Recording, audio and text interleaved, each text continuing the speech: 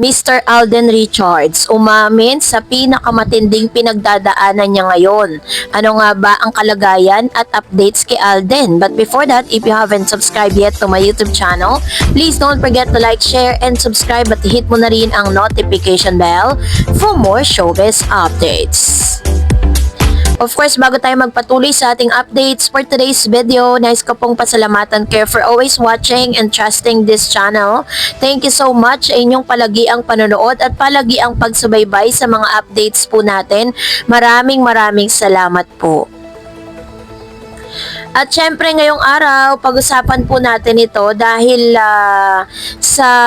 sa ngayon po ay may mga kumakalat na interview si Mr. Alden Richards kung saan inamin niya ang tunay na estado ng kanyang puso, ng kanyang karera at ng kanyang well-being, dahil sa ngayon po inamin ni Mr. Alden Richards na grabe po yung kanyang depresyon, na kanyang dinanas. Sa mata ng publiko, si Alden Richards ay isang matagumpay na aktor, host at recording artist. Ngunit sa kabila ng kanyang tagumpay, inamin ni Alden na dumaan siya sa isang yugto ng matinding depresyon na halos naging dahilan upang iwanan niya ang mundo ng showbiz. So which means totoo po talaga na may mga chance at may mga pagkakataon sa buhay niya na gusto niya talaga na lisanin na talaga ang showbiz at mag-focus na sa kanyang mga businesses, tapos napabalita pa na siya po ay papasok sa isang aviation firm, 'di ba? Dahil magpipiloto siya. Sa isang press conference para sa pelikulang Family of Two noon, A Mother of Son and Story, ibinahagi ni Alden ang kanyang karanasan sa depresyon na tumagal ng almost 3 months. Ayon sa kanya, nakaramdam siya ng worthless at ungrateful na naging dahilan upang maisip niyang lumayo sa industriya ng showbiz. Bagamat hindi siya nagbigay ng tiyak na detalye, sinabi ni Alden na ang kanyang depresyon ay bunga ng pinagsama-samang problema sa pamilya, negosyo, karera at personal na buhay. Ayon sa kanya, parang naabutan lang ako ng maraming problema during that time kasi nagpatong-patong na siya from family to business to career and more on personal. Isang mahalagang bahagi ng kanyang pagbangon ay ang kanyang trabaho. Ang paggawa ng mga pelikulang Five Breaks Up in a Romance, Family of Two ay naging therapy para sa kanya. Ayon kay Alden, talagang sobrang nakatulong yung mga projects na ito at yung mga kasama ko rito. Sa paggawa niya ng pelikula, nagtrabaho si Alden Richards, ang kanilang samahan, ng mga nakasama niya, katulad po ng naging samahan nila ni Miss Catherine, talagang napag-usapan po nila yun mga pagkakataon na yun, tapos nakausap niya rin po dyan, yung isa sa mga artistang kasama po nila sa very successful movie po nila, So, sabi niya, nung time na magkasama sila ni Sharon Cuneta, ang kanilang samahan sa set ay naging isang safe haven para sa kanya. Ayon sa kanya, nangyari po kasi yung filming ng Five Breaks Up in Family of Two po, medyo nasa dark stage din ako ng buhay ko doon. And doon ko rin natutunan na in order for someone who's broken to recover, kailangan kasama niya rin ang isang broken rin na someone. Sa kabila ng kanyang pinagdadaanan, ipinagmalaki ni Alden na hindi siya bumaling sa masamang bisyo tulad ng droga at alak.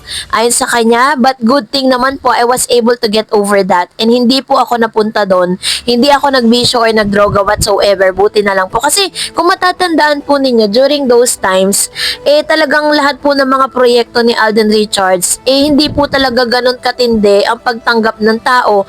Yung Five Breaks Up in a Romance, hindi naman din ganun katindi yung kinita, diba? Hindi, kung ikukumpara mo dun sa inaabot na kita nung kasama niya si Catherine.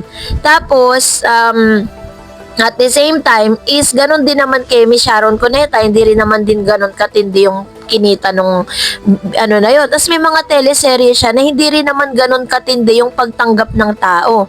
Sa kabila ng kanyang pinagdadaanan, sinabi niya na never po siya na tumikim ng any drugs or any liquor na para makalimot, Sa isa sa mga natutunan din ni Alden mula sa kanyang karanasan ay ang kahalagahan ng pananampalataya. Sinabi niya na nais niyang palalimin pa ang kanyang relasyon sa Diyos, lalo na't inamin niyang napabayaan niya ito noong siya'y dumaraan sa depresyon.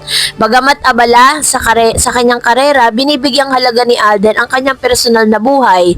Ayon sa kanya ang simpleng mga bagay tulad ng pag-aalaga sa kanyang mga alagang aso, paglalaro ng video games at pagbabiyahe kasama ang pamilya ay bahagi ng kanyang personal na kaligayahan. Inamin ni Alden na may mga panahon sa kanyang karera na naapektuhan siya sa kasikatan na naging dahilan upang siya ay maging mayabang. Ngunit sa tulong ng mga taong malapit sa kanya, natutunan niyang tanggapin ang kanyang mga pagkukulang at magbago para sa ikabubuti nito. Sa kabila ng kanyang pinagdadaanan, ginamit ni Alden ang kanyang plataforma upang maging inspirasyon sa iba. Sa isang mental wellness forum, ibinahagi niya ang kahalaga ng pagbabalik sa core o sa mga bagay na tunay na mahalaga sa buhay. Ang pagbubunyad ni Alden Richards sa kanyang karanasan ay sa depression ay isang paalala na kahit ang mga matagumpay na tao ay dumaraan din sa mga pagsubok. Ang kanyang kwento ay nagbibigay inspirasyon sa marami na harapin ang kanilang mga sariling laban at huwag matakot humingi ng tulong. Sa pamamagitan ng kanyang katatagan at pananampalataya, ipinakita ni Alden na posible ang pagbangon mula sa kadiliman. Si Alden Richards din ang isa sa mga example na kahit pala gaano katindi yung success na tinatamasa niya, 'di ba? Outside, nakikita natin that is one of the most successful actor ng GMA dahil sa dami ng mga projects niya, sa dami ng mga endorsement niya at sa dami ng mga ginagawa ni Alden na halos hindi na nagpapahinga, nakakaramdam din pala siya ng depression na hindi alam ng marami. In his interview with 24 Oras, Alden opened up about his depression. I think last year was my lowest year, sabi niya.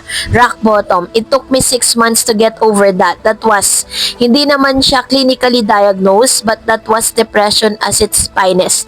That was depression, Alden said. Inuuna ko muna lahat ng tao bagong sarili ko. But last year medyo, I think that was my breaking point. Kasi minsan, di ba tayo, we always go out for our way to help other people. Tulong, bigay. Ang nangyari sa akin, paglingon ko dun sa timba ko, wala na palang natira sa akin. And that broke me to 1,000,000 pieces, sabi niya.